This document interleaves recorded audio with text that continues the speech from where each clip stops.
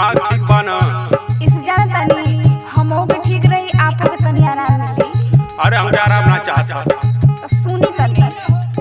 ए पिया सवत लिया इधर। सुनी तनी। ए पिया सवत लिया इधर। पारा पारी सूते के।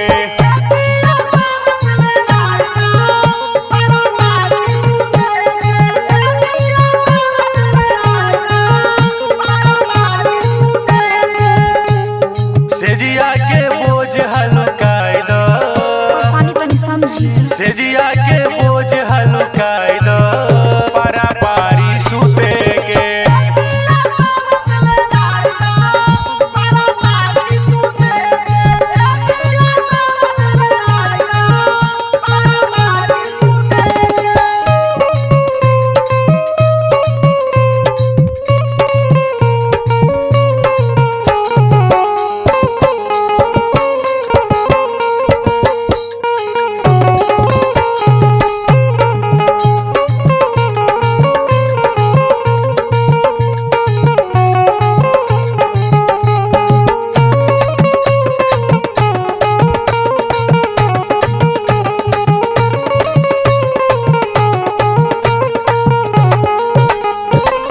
चढ़ते सवनवा में करके बरोपनी। रात भर से जिया पर खूब होला खटनी।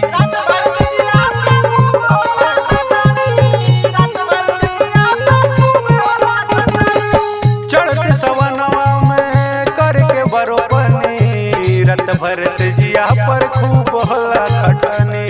दुई दुई को खटिया मंगाई दो। जाके बाजार से ले आई ना। दुई दुई को खटिया मंगाई दो। पारा पारी सूते के।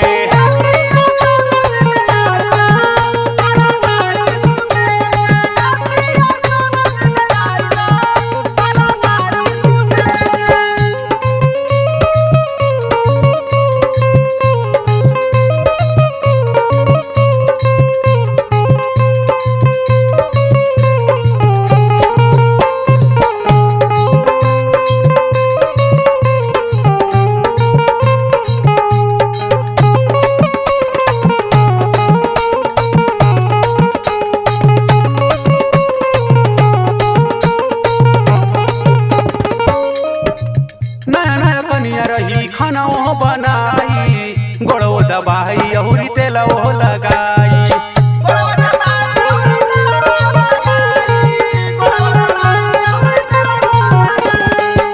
नया नया कनिया रही खाना वो बनाई। गोड़ो दबाई अहुरी तेल वो लगाई। एही लगन में गवना कराइल।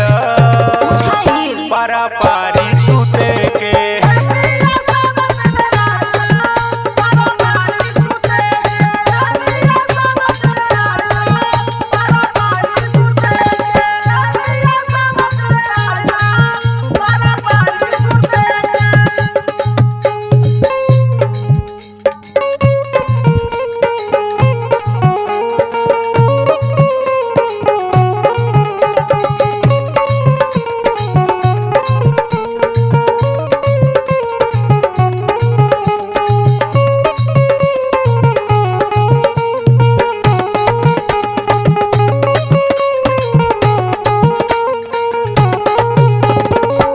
अरे पगली बताओ तो के निक लगी। हम तोर सवत लियाई। बताओ जमाना का कही।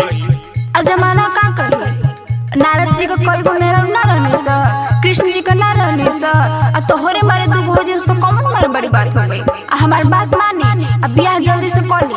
आज ही तो तनी हमरो के आराम ना हो जाई, आ तो हो के हो जाई। ढेर जदी कर रहली कर सजन हो। बात मोरी मान